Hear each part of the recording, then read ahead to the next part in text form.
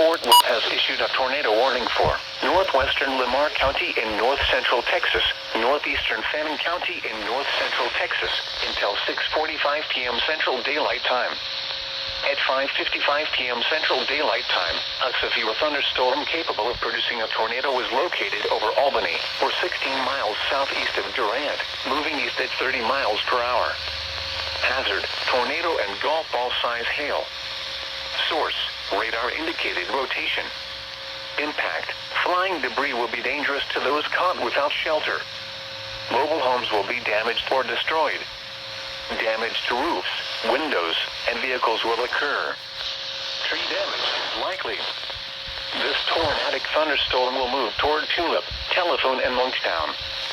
Take cover now.